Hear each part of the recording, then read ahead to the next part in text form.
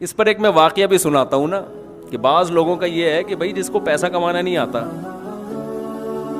تو وہ واقعی کیا ترقی کرے گا.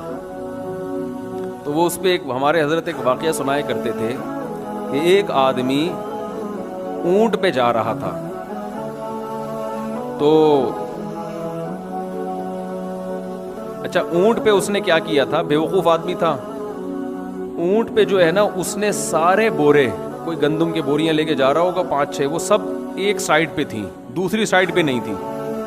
اس کی وجہ سے اونٹ بیچارہ ایک طرف کو کیا ہوا تھا, جھکا ہوا تھا. اتنی کھوپڑی اس میں نہیں تھی کہ یار 4 بوریاں ہیں تو 2 ادھر ڈال دے 2 ادھر, تو چاروں بوریوں کا جھکاؤ ایک دوسری طرف تھا. بڑا یہ سیٹ بڑا مالدار آدمی تھا, پیسے والا آدمی تھا.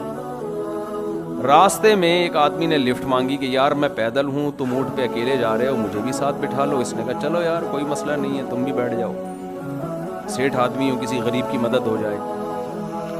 پوچھا پیسہ کتنا ہے تمہارے پاس, اونٹ والے نے پوچھا نا اپنے ساتھی سے جس کو پیچھے بٹھا لیا تھا. کہا پیسہ ہاں پہلے, اچھا اس نے اس کو یہ کہا جو پیچھے بیٹھا ہوا تھا نا, پیسے کی بات تو بعد میں آئی, یہ کہا کہ یار یہ جو تم نے اونٹ کے چاروں بورے ایک طرف رکھے ہوئے ہیں, تو اگر ایسا کر لو کہ 2 ادھر کر دو 2 ادھر کر دو, اس سے اونٹ کی سپیڈ کیا ہو جائے گی, تیز ہو جائے گی, اور یہ جو ایک طرف بیچارہ جھکا ہوا ہے نا یہ ٹینشن سے بچ جائے گا.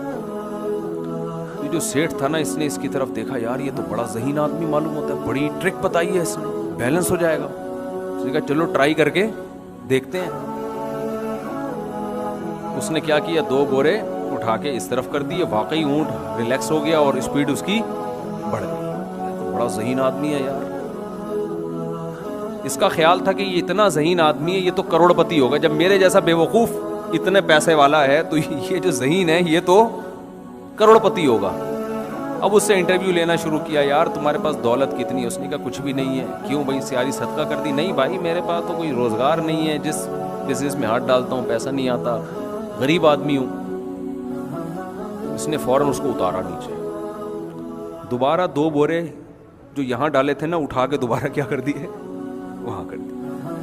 اس نے کہا بھائی اگر تو واقعی ذہین ہوتا نا تو تیرے پاس پیسہ ہوتا, اور تیرے مشوروں پر میں عمل کروں گا تو میرا بھی بیڑا غرق ہو جائے گا. لہذا جیسے میں چل رہا تھا نا وہی ٹھیک ہے, تیرے مشوروں پر میں عمل نہیں کروں گا. تو یہ بھی ایک لوگوں کے دماغ میں ایک بات بیٹھ گئی ہے کہ جس کے پاس زیادہ پیسہ ہے وہ کیا ہے, ذہین. ایسا ہو سکتا ہے کہ ذہانت کی وجہ سے پیسہ کما لے, لیکن یہ لازمی نہیں ہے. ہو سکتا ہے کہ ذہانت کی وجہ سے پیسہ کمایا ہے, لیکن یہ لازمی نہیں ہے. عین ممکن ہے کہ بے انتہا ذہین ہو اور جس کام میں ہاتھ ڈالے وہ کام کیا ہو جائے, برباد ہو جائے. اور عین ممکن ہے 1 نمبر کا بے وقوف ہو, لیکن وہ دسمبر میں برف بیچنا شروع کرے اور کروڑ پتی بن جائے. یہ ممکن ہے, اس کا امکان ہے. میں اکثر اس موقع پر ایک شعر سناتا ہوں, امام شافعی رحمہ اللہ تعالیٰ کا شعر ہے, اذا سمعت بأن مجدودا حوا عودا فأثمر في يديه فصدقي وإذا سمعت بأن محروما أتى ماء ليشربه فغاض فصدقي.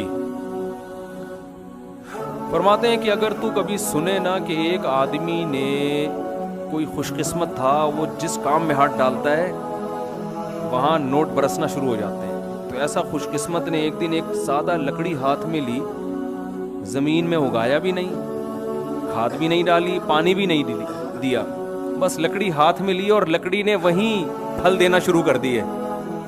تو کہا کہ انکار مت کیا کر, ایسا بعض دفعہ ہو جاتا ہے. خوش قسمتوں کو کھیتی باڑی کی بھی ضرورت نہیں پڑتی, محنت کی بھی, لکڑی ہاتھ میں ہی پھل دینا شروع کر دیتی ہے.